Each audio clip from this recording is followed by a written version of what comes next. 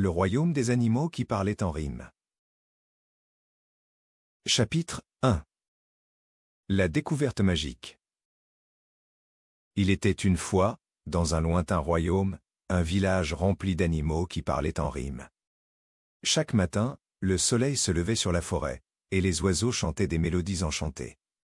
Les lapins gambadaient, racontant leurs histoires tout en sautant. Les renards rusés se glissaient entre les buissons, murmurant des poèmes.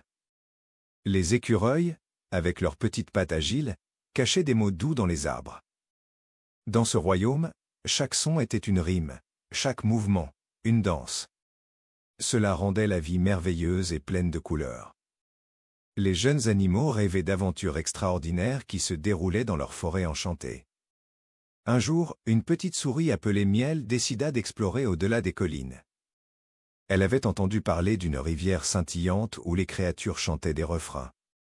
Avec son cœur rempli d'espoir et son esprit curieux, Miel s'en alla, déterminée à découvrir ce cadeau de rime. Elle se mit à trottiner joyeusement, rêvant des ronrons des félins et des cliquetis des insectes. Miel était prête à vivre une aventure pleine de mots enchantés. Chapitre 2. Une rencontre inattendue.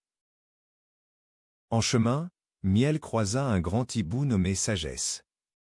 Il était perché sur une branche, ses yeux ronds brillaient d'intelligence.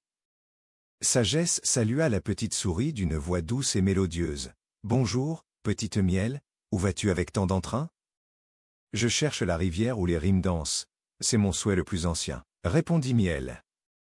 Sagesse, amusée, hocha la tête tout en ajoutant « Suis-moi, je te montrerai le chemin que les étoiles échantillonnent. » La souris était ravie et décida de suivre le hibou majestueux.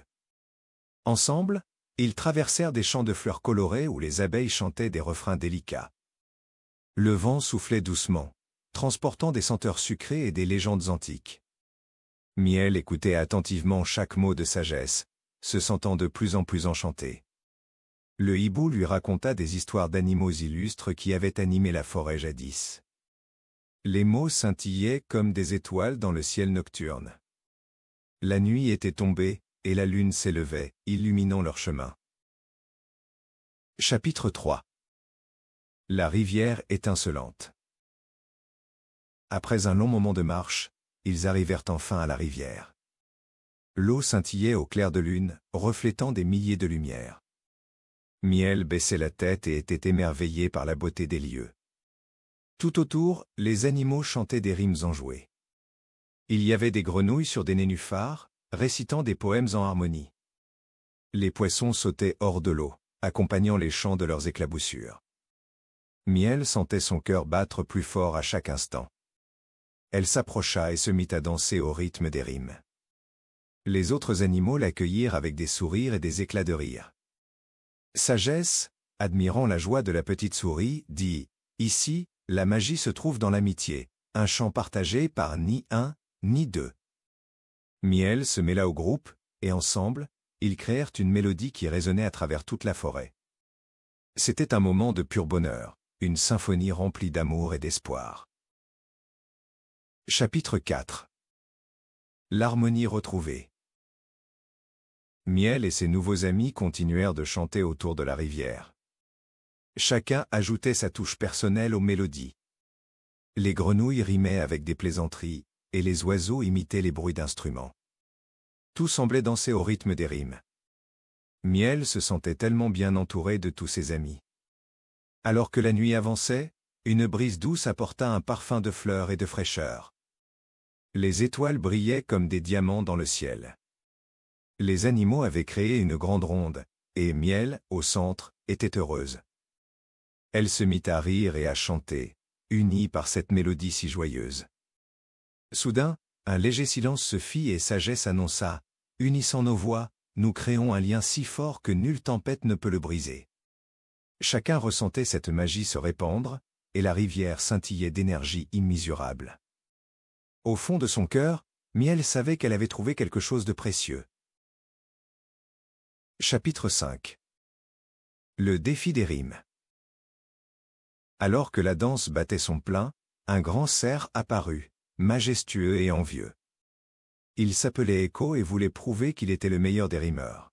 « Je défie l'un de vous à un concours de poésie », lança-t-il d'une voix forte, remplie de fierté. Les animaux s'arrêtèrent, curieux de ce défi. Miel, pleine de courage, s'avança et répondit « Je suis prête, cher Écho, à affronter ce défi par des mots. » Le cerf accepta, mais avec un sourire moqueur. Ils s'installèrent sur un rocher, et chacun devait rimer à tour de rôle. Miel, bien que petite, n'avait aucune peur. Elle se mit à réciter une tendre rime sur l'amitié et la beauté de la vie. Les animaux applaudirent, encouragés par sa sincérité. Écho, surpris par la performance, s'efforça de rivaliser avec des mots audacieux. Mais Miel avait touché les cœurs avec sa douceur. Le défi se poursuivit, épicé de rires et de rimes, et les rimes se mêlaient harmonieusement à la lueur de la lune. Chapitre 6. L'union des cœurs. Finalement, Miel et Écho avaient créé quelque chose de bien plus fort qu'une simple compétition. Ils avaient tissé une toile d'amitié à travers leurs mots. En réalisant cela, Écho se mit à sourire et dit « Miel, tes rimes m'ont prouvé qu'il n'y a pas de vainqueur, seulement de l'harmonie et de l'amour. » Miel, touché par ces paroles, répondit « Ensemble, nous sommes bien plus forts, nous faisons briller ce royaume en couleurs. » Tous les animaux se joignirent à l'assemblée, chantant ensemble une chanson d'unité. La rivière, remplie de joie, dansait en écho au rire des créatures. La nuit devint une célébration de ce qu'est l'amitié, plein de rimes et de rires. Les animaux promirent de toujours créer des rimes qui inspireraient la joie et la paix. À jamais, ils se souviendraient de la magie qui se dégageait de leur union. Miel avait découvert bien plus que la rivière. Elle avait trouvé un foyer. Ainsi s'achève cette histoire. Si tu l'as aimée, tu aimeras peut-être mes autres histoires? Demande à un adulte de t'en choisir une autre. À bientôt.